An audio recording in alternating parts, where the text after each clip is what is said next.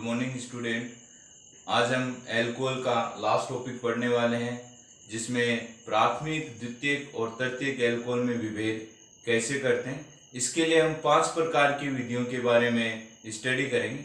सबसे पहले हम डिस्कस कर रहे हैं लुकास टेस्ट क्या होता है। तो लुकास टेस्ट कैसे करेंगे, तो लुकास अभिकर्मक के द्वारा प्राथमिक, द्वितीयक, तृतीयक एल्कोहल में विभेद किया जाता है। लुकास अभिकर्मक क्या है, तो आप ये कहेंगे कि निर्जल ZnCl2 और शानदार HCl के सममोलर मिश्रण को लुकास अभिकर्मक कहते हैं। देखिए,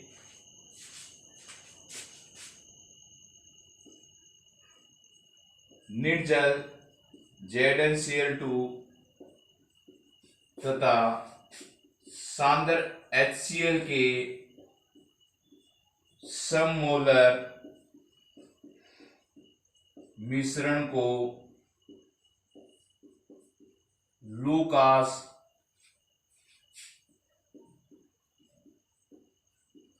अभिकर्मक कहते हैं। सबसे पहले हमें ये पता होना चाहिए लुकास अभिकर्मक है क्या। तो आप बताएंगे कि निर्जल ZnCl2 और शानदार HCl के सममोलर मिश्रण को लुकास अभिकर्मक कहेंगे। अब कह रहे हैं प्राथमिक, द्वितीयक और तृतीयक एल्कोहल लुकास अभिकर्मक के साथ भिन्न भिन्न गति से अभिक्रिया करेंगे। अतः प्राथमिक एल्कोहल लुकास अभिकर्मक के साथ रिएक्शन करने में कितना टाइम लगा रहा है, इस पर डिपेंड करेगा कि एल्कोहल कितना डिग्री है। देखिए, प्राथमिक, द्वितीयक तथा तृतीयक एल्कोहल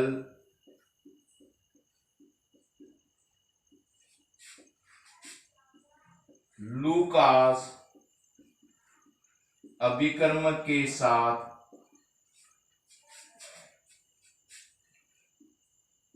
भिन्न भिन्न दर से या भिन्न भिन्न गति से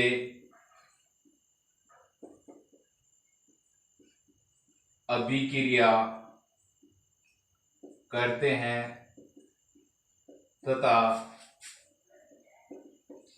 संगत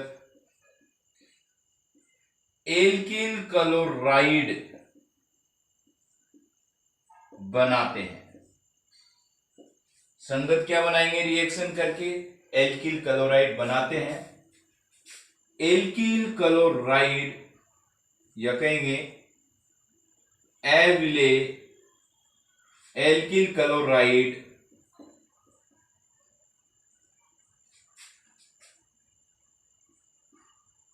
अभिक्रिया मिश्रण में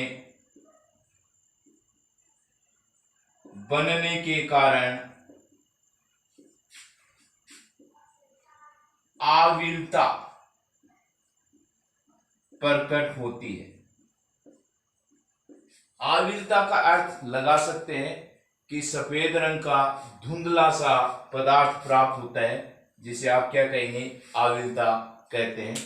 तो सबसे पहले हम डिजाइन करने वाले हैं तृतीयक एल्कोहल के बारे में। देखिए, तृतीयक एल्कोहल लुकास अभिकर्मक के साथ जब क्रिया करता है तो आविलता प्रकट होने में कितना समय लगता है। तो बताया गया है कि तृतीयक एल्कोहल लुकास अभिकर्मक के साथ तुरंत अभिक्रिया करता है और आविलता प्रकट करता है। देखिए, ए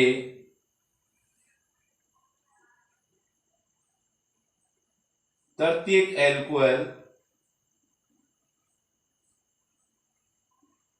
लुकास अभिकर्मक के साथ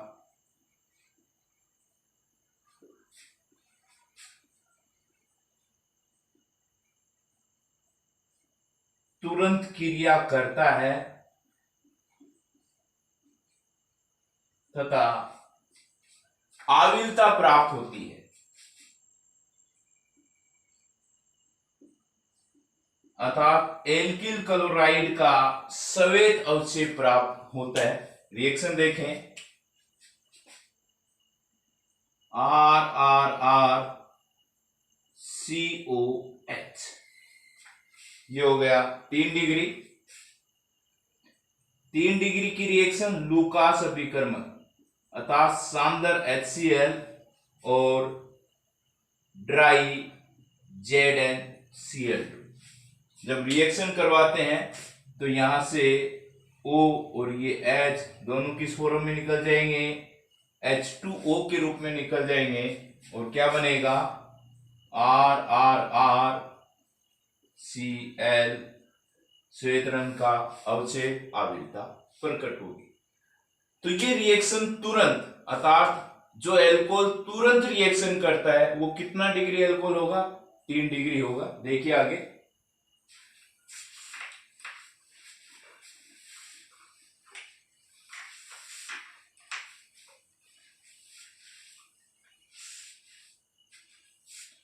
बी ले रहे हैं, द्वितीयक एल्कोहल लूकास अभिकर्मक के साथ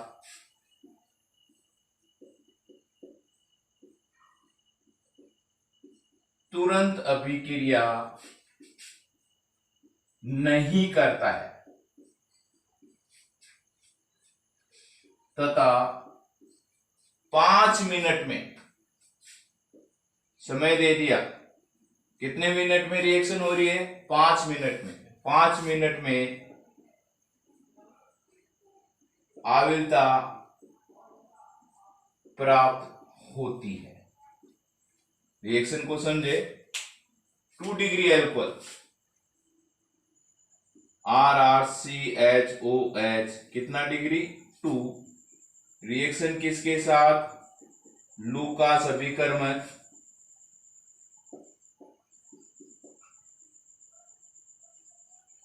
तो क्या होगा, यहां से OH, ये H क्या निकल जाएगा, H2O क्या बनेगा, एल्किल क्लोराइड, ये बन गया। तो द्वितीयक एल्कोहल यदि लूकास अभिकर्मक के साथ रिएक्शन करे तो 5 मिनट में एविले एल्किल क्लोराइड की आविलता प्राप्त होती है। तृतीयक एल्कोहल हो गया, द्वितीयक एल्कोहल हो गया।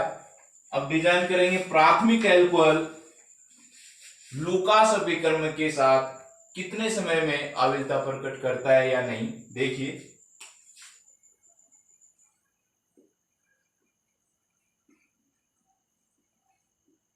प्राथमिक एल्कोहल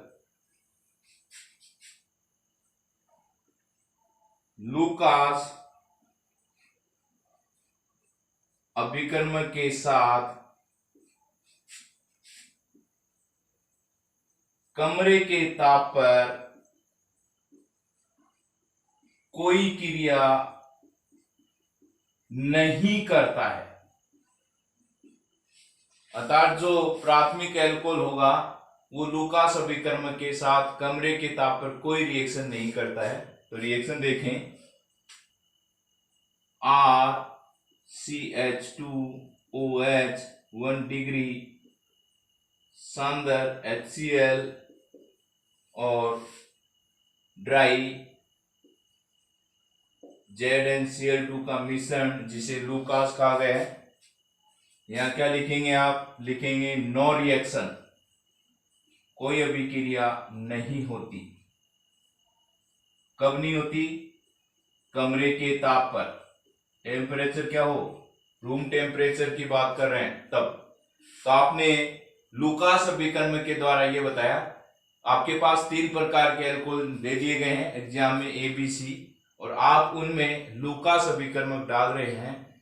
यदि तुरंत एल्किल क्लोराइड की आविलता प्रकट हो जाती है तो आप कहेंगे 3 डिग्री एल्कोहल है, और यदि 5 मिनट बाद में आविलता प्रकट होती है तो द्वितीयक एल्कोहल है, और यदि रिएक्शन नहीं हो रही है तो आप कह देंगे प्राथमिक एल्कोहल है। इस प्रकार आप लूकास अभिकर्मक द्वारा प्राथमिक, द्वितीयक, तृतीयक एल्कोहल में विभेद कर सकते हैं। नेक्स्ट हम डिस्कशन करने वाले हैं विक्टर मेयर विधि। तो एग्जाम में या तो लूकास परीक्षण आ जाए या विक्टर मेयर विधि आ जाए, कोई एक क्वेश्चन एग्जाम में आने की संभावना रहती है।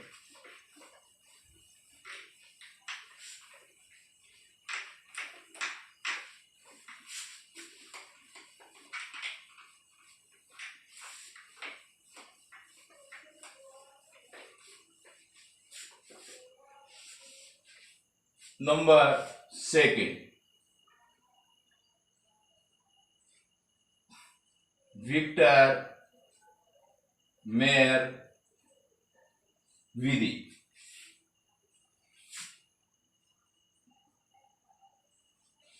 विक्टर मेयर विधि द्वारा आप 1 डिग्री 2 डिग्री एल्कोहल में विभेद कर सकते हैं। तो यह विक्रिया 5 स्टेप में कंप्लीट होती है। देखिए, ये 1 डिग्री एल्कोहल है,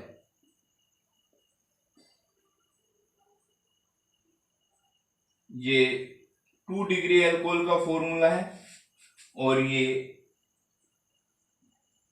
3 डिग्री एल्कोहल का फॉर्मूला है।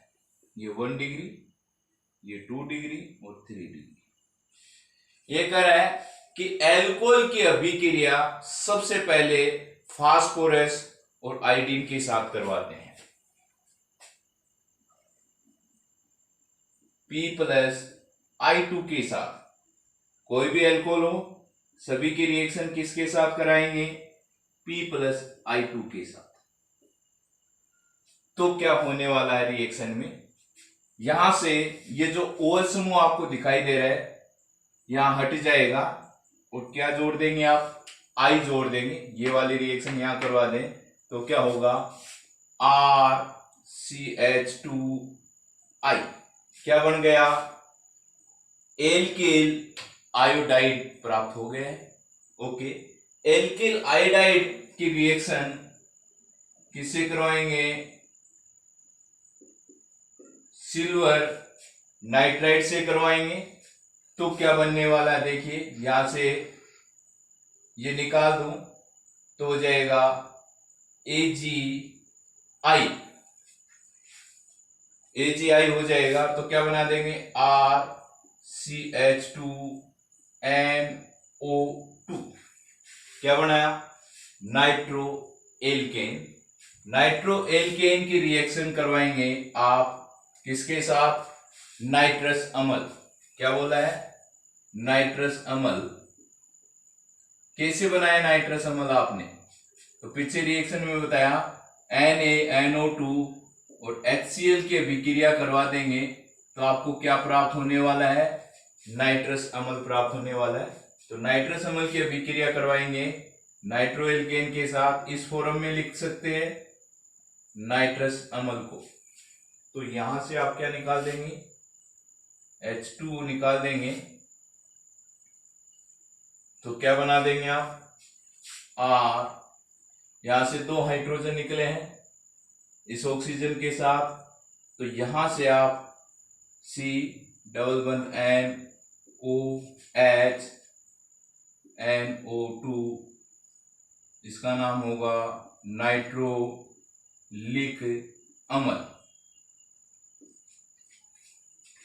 इसकी रिएक्शन किसके साथ करवाने वाले हैं आप? NaOH के साथ।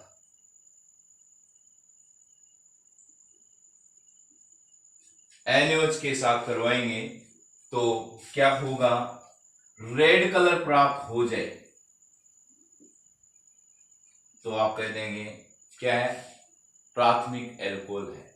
यानी कहने का अर्थ हो गया, यदि आप किसी भी एल्कोहल की अभिक्रिया फास्फोरस आयोडीन के साथ करवाएं, फिर सिल्वर नाइट्रेट के साथ, नाइट्राइट के साथ करवाएं, फिर नाइट्रस अम्ल के साथ करवाएं, और फिर उसमें जो विलयन बना उसके अंदर क्षारीय NaOH या KOH मिलाने पर विलयन का रंग लाल प्राप्त हो जाता है, तो आप कहेंगे यह 1 डिग्री एल्कोहल है।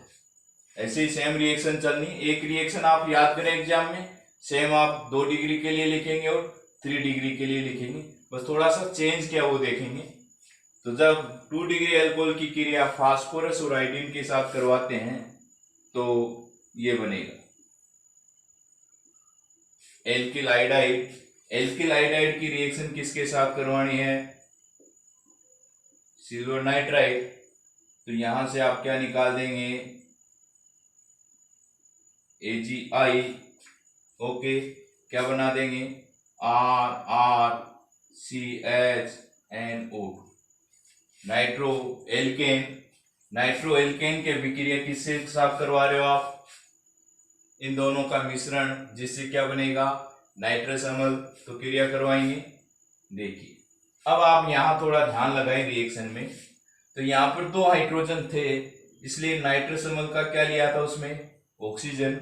यहाँ पर हाइड्रोजन कितना? 1। तो इसको आप इस तरीके से लिखें कि वाटर निकले, तो हम यहां से लिखेंगे HON_O। दोनों में यही अंतर है रिएक्शन में। याद करने के लिए ध्यान देंगे यहाँ पर कि यहाँ पर इस कार्बन के साथ 2 हाइड्रोजन है 1 डिग्री में, यहाँ पर तो ऑक्सीजन ये लिया, यहाँ पर हाइड्रोजन 1 है, तो नाइट्रस अम्ल का क्या लिया? OH। ये H2 क्या बना देंगे? RRCN_ONO2।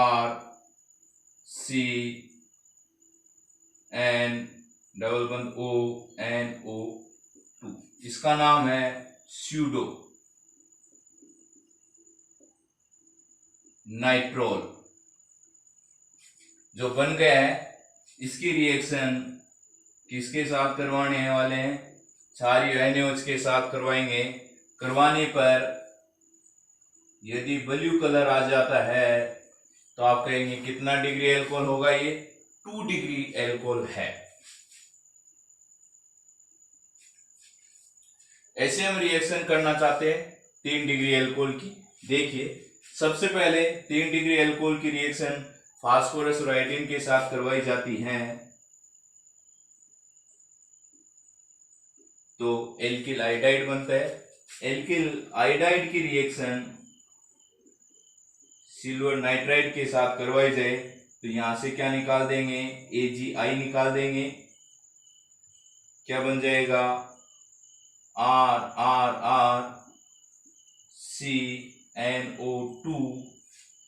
यहां रिएक्शन करवा दें नाइट्रस अम्ल। इस कार्बन पे हाइड्रोजन है नहीं, तो नाइट्रस अम्ल के साथ कोई रिएक्शन नहीं होगी, तो आप लिखेंगे नो रिएक्शन।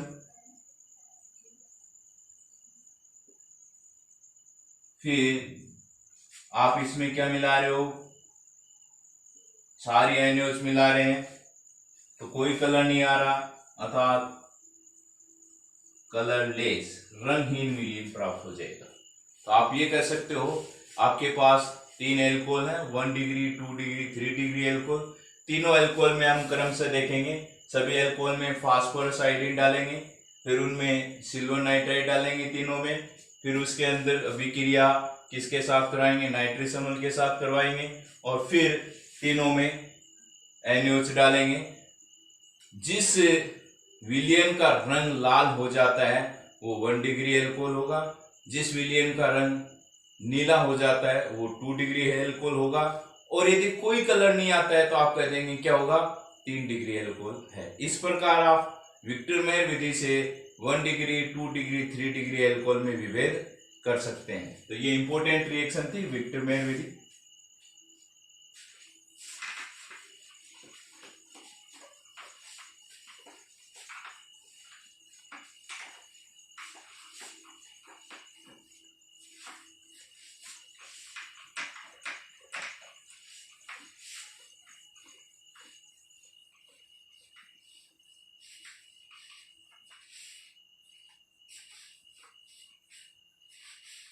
अब हम डिजाइन करने वाले हैं नंबर 3 एस्ट्रीकरण अभिक्रिया।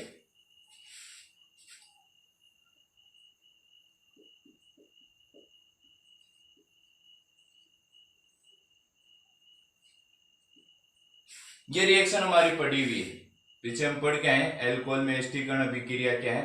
तो आप कह सकते हो जब एल्कोहल की अभिक्रिया कार्बोक्सिलिक अम्ल के एल्कोहल की अभिक्रिया एसिड क्लोराइड या एसिटिक एनहाइड्राइड के साथ करवाते हैं तो क्या बनेगा? इसके अंदर एस्टर बनता है। और एक रिएक्शन आपने देखी इसके अंदर कि एस्ट्रीकरण अभिक्रिया की दर पर निर्भर करता है कि एल्कोहल 1 डिग्री है, 2 डिग्री है या 3 डिग्री है। तो सबसे पहले हमने जो रिएक्शन देखी थी वो किसकी देखी है कि एल्कोहल की अभिक्रिया आप कार्बोक्सिलिक अम्ल के साथ करवाते हैं तो क्या बनाएंगे? एस्टर बनाते हैं। देखिए रिएक्शन में एस्ट्रीकरण अभिक्रिया का उपयोग प्राथमिक, द्वितीयक तथा तृतीयक एल्कोहल में विभेद करने में किया जाता है। पीछे आ गई इसकी थ्योरी, यहां ज्यादा अपने बताने की आवश्यकता नहीं है। और एस्टीकरण अभिक्रिया की क्रियाशीलता का क्रम। तो बताया सबसे फास्ट, आपको याद हो, आपको बताया था मैंने कि कार्बोक्सिलिक अम्ल और एल्कोहल में जैसे जैसे एल्किल समूह का आकार बढ़ता है, एस्टीकरण अभिक्रिया की दर वैसे वैसे कम होती जाती है। तो हम कहेंगे 1 डिग्री एल्कोहल में छोटा आर है, 2 डिग्री एल्कोहल में आर बड़ा हो जाएगा और 3 डिग्री एल्कोहल में आर और बड़ा हो जाएगा। इसका मतलब प्राथमिक एल्कोहल में एस्टीकरण की अभिक्रिया फास्ट, द्वितीयक एल्कोहल में स्लो और तृतीयक एल्कोहल में सबसे धीमी गति से अभिक्रिया होगी। तो क्रियाशीलता का क्रम बताएंगे। प्राथमिक एल्कोहल की एस्टीकरण अभिक्रिया की दर द्वितीयक एल्कोहल से अधिक होती है और द्वितीयक एल्कोहल की एस्टीकरण अभिक्रिया की दर तृतीयक एल्कोहल से अधिक होती है। यह आ गए इनकी क्रियाशीलता का क्रम। नंबर 4 ले रहे हैं, ऑक्सीकरण अभिक्रिया। ये कर रहा है प्राथमिक, द्वितीयक, तृतीयक एल्कोहल ऑक्सीकारकों के साथ अभिक्रिया करके भिन्न भिन्न उत्पाद बनाते हैं। जैसे आपको बताया था पीछे की क्लास में कि प्राथमिक एल्कोहल का जब ऑक्सीकरण करवाया जाता है तो सबसे पहले एल्डिहाइड बनता है, फिर उसका आगे ऑक्सीकरण करवाएंगे तो वो ओइक अम्ल में बदल जाता है। अर्थात जितने कार्बन का आप एल्कोहल लेते हैं उतने ही कार्बन का अम्ल बन जाता है। फिर आपको बताया गया 2 डिग्री एल्कोहल का जब आप ऑक्सीकरण करवाते हैं तो एसीटोन या कीटोन बनता है। ओके, और फिर 3 डिग्री एल्कोहल का जब आप ऑक्सीकरण करवाते हैं तो उसमें एक कार्बन परमाणु कम कार्बोक्सिलिक अम्ल प्राप्त होता है। देखिए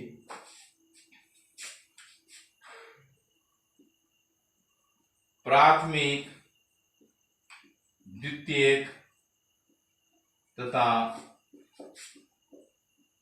तृतीयक एल्कोहल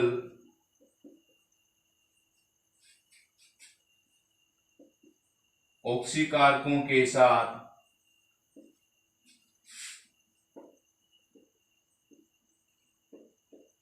क्रिया कर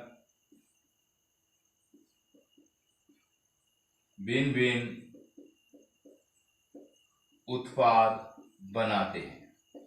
ये लो, तो ऑक्सीकरण अभिक्रिया पीछे आ गई है, उसके द्वारा प्राथमिक, द्वितीयक, तृतीयक एल्कोहल में विभेद कर रहे हैं। और लास्ट आ गए इसके अंदर विहाइड्रोजनीकरण।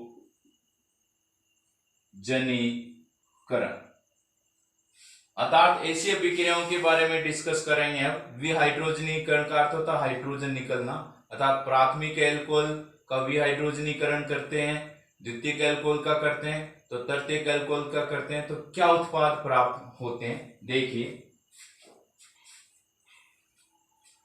सबसे पहले हम बताएंगे, थ्योरिकल आ गई है कल की क्लास में, एल्कोहल की वाष्प को 573 के ताप पर Cu चूर्ण पर से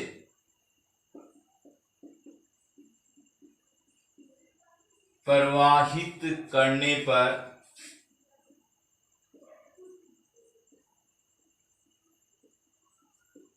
अलग अलग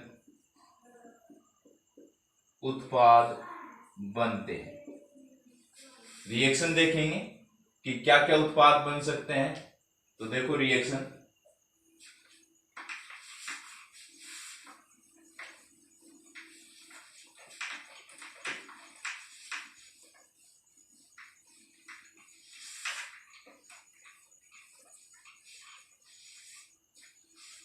आपको याद दिला दे कि ये 1 डिग्री एल्कोहल था।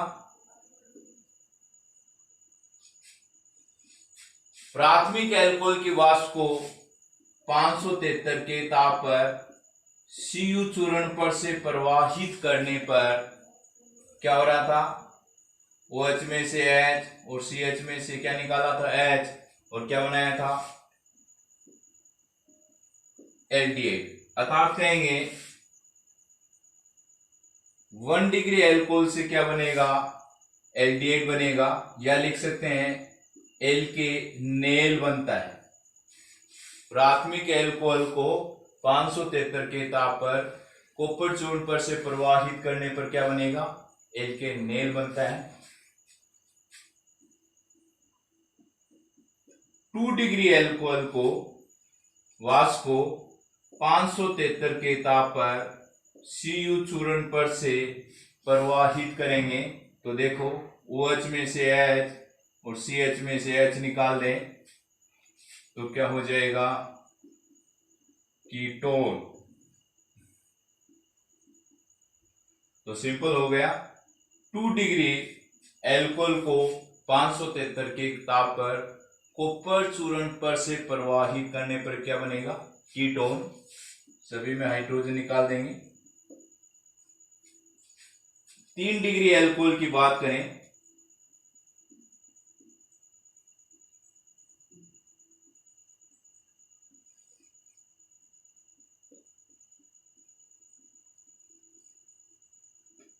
तो आपको बताया था कि यहाँ OH में से H तो निकाल सकते हैं, लेकिन इस कार्बन के पास H नहीं है, अतः यहाँ पर विहाइड्रोजनीकरण अभिक्रिया नहीं होगी। कौन सी होगी, निर्जलीकरण होगी। यहां से आपको क्या निकलवाया था, H2O।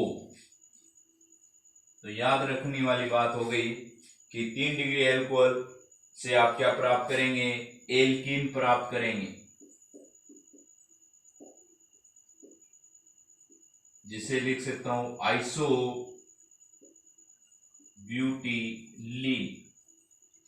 तो सिंपल थ्योरी होगी, प्राथमिक एल्कोहल है वो क्या बनाएगा, एल्केनेल बनाएगा। द्वितीयक एल्कोहल क्या देंगे, कीटोन देंगे, और तृतीयक एल्कोहल क्या देंगे, एल्कीन देंगे।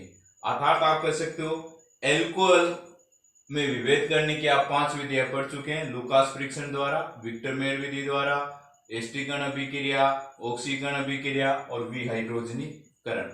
अब औद्योगिक महत्व के एल्कोहल देखना चाहेंगे।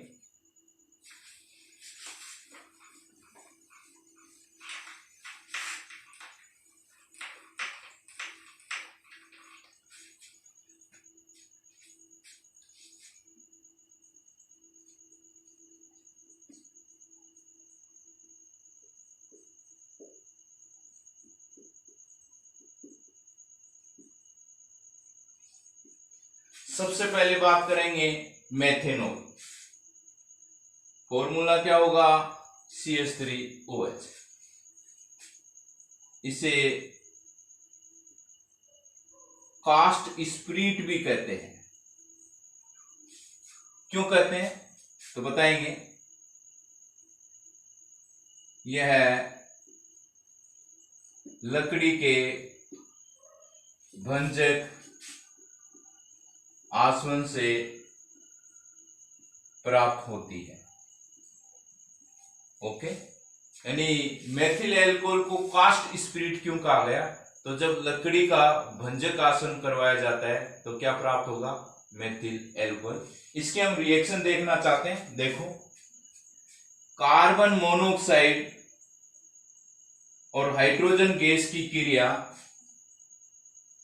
Copper oxide, zinc oxide, chromium oxide उत्प्रेरक की उपस्थिति में 200 वायुमंडलीय दाब और 523 केल्विन टेम्परेचर पर रिएक्शन करवाएं तो आपको क्या प्राप्त हो जाएगा, मेथेनॉल प्राप्त हो जाएगा। तो औद्योगिक महत्व का पहला प्रोसेस आपको पूरा करवा दिया, मेथिल एल्कोहल। अब डिस्कस करेंगे एथिल एल्कोहल।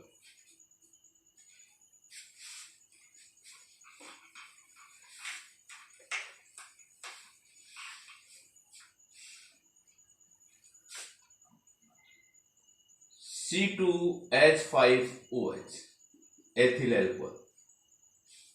इसे मदिरा का अंश कहते हैं, अर्थात शराब के रूप में किसका उपयोग किया जाता है? एथिल एल्कोहल का उपयोग किया जाता है, मदिरा का अंश कहते हैं। इसे अन एल्कोहल भी कहते हैं। एथिल एल्कोहल का नाम रखा गया, अन एल्कोहल भी कहते हैं। यह कहां से प्राप्त कर सकते हो? स्टार्च युक्त खाद्य पदार्थों से प्राप्त की जा सकती है।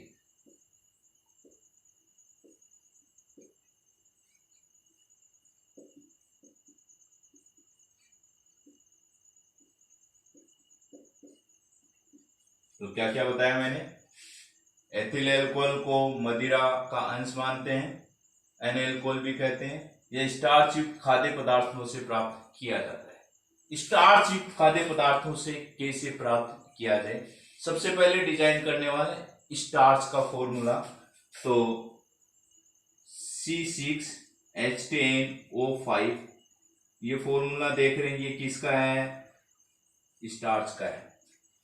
स्टार्च का जल अपघटन करवा दूं, उत्प्रेरक ले लेते हैं डाइस्टेस,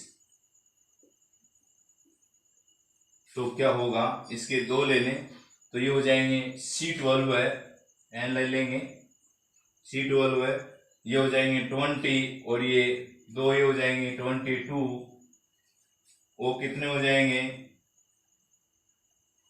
5 2 10 और ये 11, 1 ये हो गया। इसे कहेंगे माल्टोस।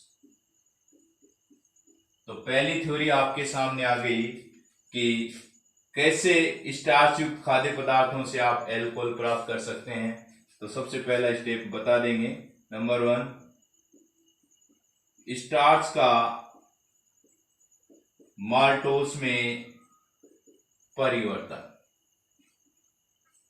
तो स्टार्च का माल्टोस में परिवर्तन करने वाले एंजाइम को डाइस्टेस कहते हैं। ओके,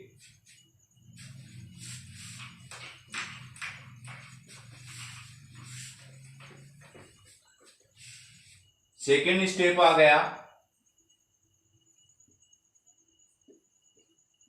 माल्टोस का ग्लूकोज में परिवर्तन। माल्टोस को किस में बदलना है? ग्लूकोज में। तो माल्टोस का फॉर्मूला है C12 है, H22O11 और हाइड्रोलाइसिस करवा दें, एंजाइम लेंगे माल्टेस। एंजाइम का जो टॉपिक आएगा उसमें बताया जाएगा कि कुछ एंजाइमों का नाम क्रियाकारक के नाम के साथ अनुलग्न क्या जोड़ेंगे? एस। तो माल्टेस क्रियाकारक है, अनुलग्न एस जोड़ दूं तो उत्प्रेरक का नाम क्या हो जाएगा? माल्टेस। जब इसका जल अपघटन करेंगे तो ग्लूकोज के कितने अणु प्राप्त होंगे? 2। ये थर्ड स्टेप,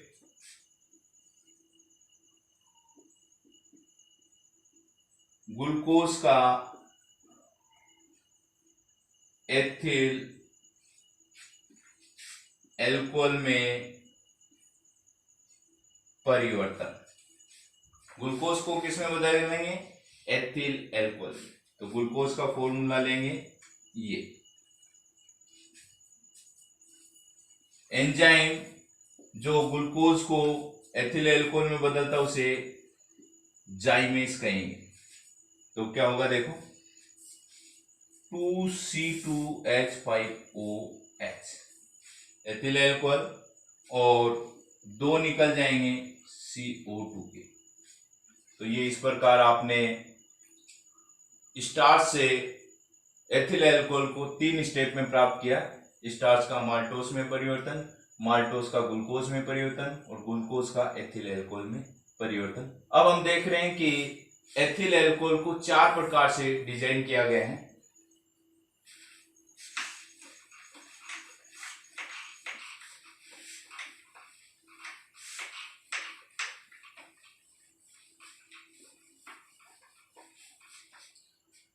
सबसे पहले हमारे सामने है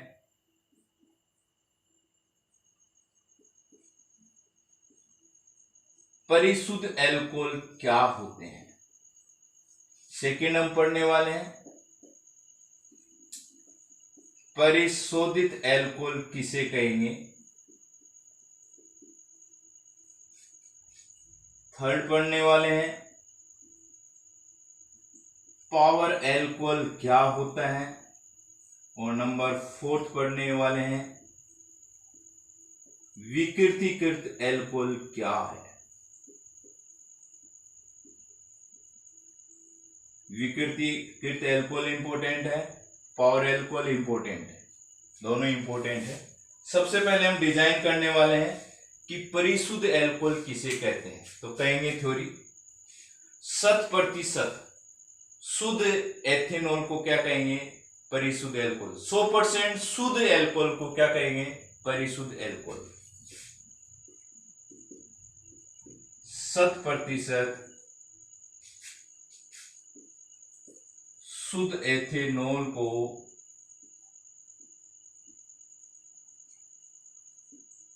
परिशुद्ध एल्कोहल कहते हैं। तो पहला याद हो जाना चाहिए आपको कि 100% शुद्ध एल्कोहल या शुद्ध एथेनॉल को परिशुद्ध एल्कोहल कहते हैं। अब देखिए परिशोधित एल्कोहल किसे कहेंगे। तो 95.5% एथेनॉल या कह दूं एथिल एल्कोहल प्लस 4.5% जल के मिश्रण को, दोनों को मिक्स किया है। परिशोधित कैसे बनाएंगे, 95.5% एथिल एल्कोहल और 4.5% जल के मिश्रण को परिशोधित एल्कोहल कहते हैं। अब आया पावर एल्कोहल किसे कहते हैं। ये करा पेट्रोल में बेंजीन, पेट्रोल में क्या मिला दो, बेंजीन, ओके, तथा ईथर में एथेनॉल को मिलाकर दो कंपाउंड बनाए, पेट्रोल में बेंजीन मिलाएंगे और एक ईथर में एथेनॉल, इन सबको मिक्स करेंगे, को मिलाकर शक्ति उत्पादन के रूप में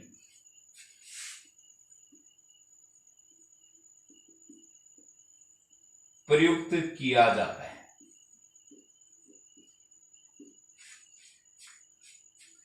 इस प्रकार प्रयुक्त एथेनॉल को पावर एल्कोहल कहते हैं। ओके, लास्ट आ गया विकृतीकृत एल्कोहल क्या है। तो सिंपल है, एल्कोहल को पीने अयोग्य बनाने के लिए उसमें आप क्या मिलाने वाले हैं, आप उसके अंदर रंजक, पिरिडीन ये मिलाकर उसे पीने अयोग्य बना सकते हैं। तो देखो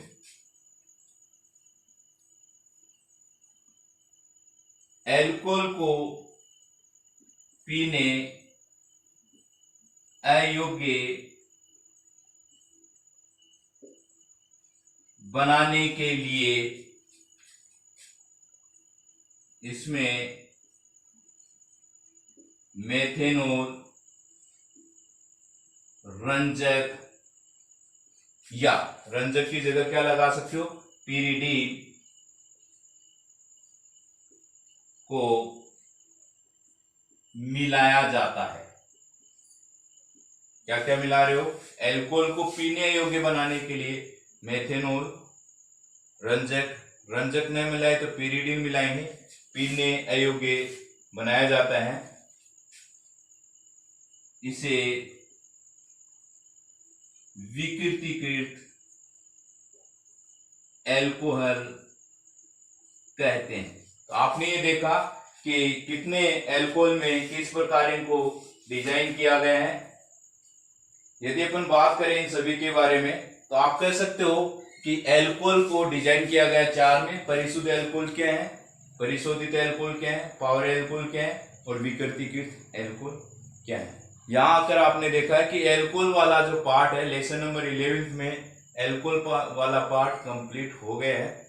नेक्स्ट वीडियो में हम एल्कोहल के इंपॉर्टेंट क्वेश्चन के बारे में डिस्कशन करने वाले। Okay, thank you very much.